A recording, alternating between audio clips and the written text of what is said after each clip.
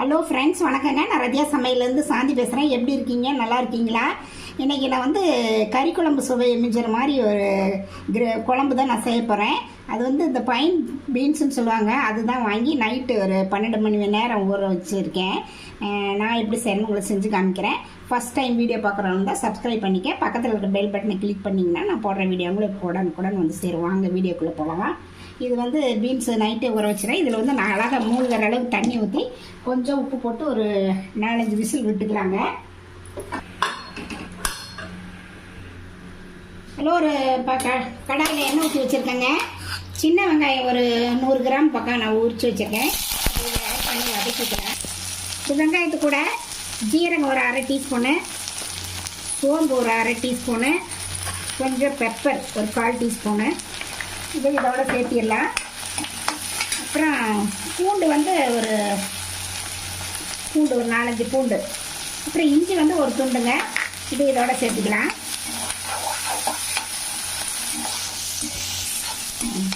நல்லா வெங்காயம் இந்த அளவுக்கு வதங்கினதுக்கப்புறம் தக்காளி ஒரு 2 கட் பண்ணி வச்சுருக்கேன். இதையும் இதோட சேர்த்திடலாம்.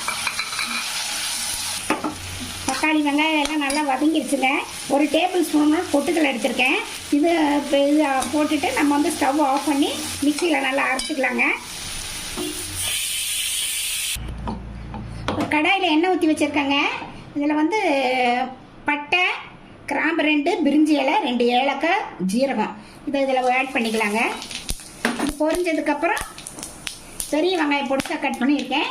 கருவேப்பிலை கொஞ்சம் இதோட ஆட் பண்ணி 2 பச்சை மிளகாங்க ஆட் பண்ணிக்கலாம். வெங்காயம் நல்லா செவக்க வதங்கிட்டுங்க. இஞ்சி பூண்டு வந்து அரைச்ச மசாலே இருக்குது, அதனால தக்காளி மட்டும் ஆட் பண்ணிக்கலாங்க. நல்லா தக்காளி வதங்கிட்டோம். தக்காளி நல்லா வதங்கிருச்சுங்க. அதில் வந்து ஒரு 1/2 டீஸ்பூன் மஞ்சள் தூள் போட்டுக்கலாம். அப்புறம் மல்லித்தூள் வந்து 1 டீஸ்பூனு,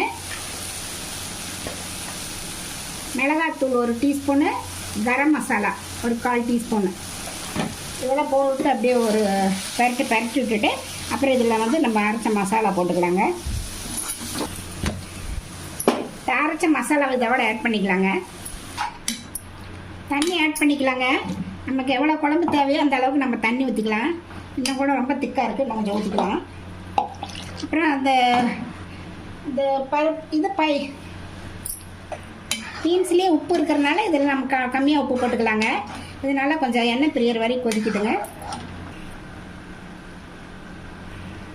பாருங்கள், நல்லா பச்சை வாசனையெல்லாம் போயிடுச்சு, நல்லா கொதிச்சிருச்சு, எண்ணெய் பிரிஞ்சு வந்துருச்சு.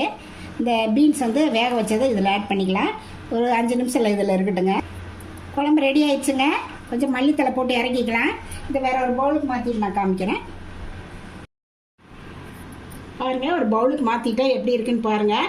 இது வந்து ரொம்ப டேஸ்ட்டாக இருக்கும். கறி குழம்பு டேஸ்ட்டே வரும், ஏன்னா மசாலா போட்டு நம்ம அரைச்சி தாளிச்சதுனால. இது வந்து சாப்பாடு, சப்பாத்தி எல்லாத்துக்குமே நல்லாயிருக்கும். நீங்களும் இது மாதிரி ட்ரை பண்ணி பார்த்துட்டு எப்படி இருக்குன்னு ரதியா சமையலுக்கு சப்ஸ்கிரைப் பண்ணுங்கள், லைக் பண்ணுங்கள், ஷேர் பண்ணுங்கள். அடுத்த வீடியோவில் வேறு ரெசிபி சந்திக்கிறேன்.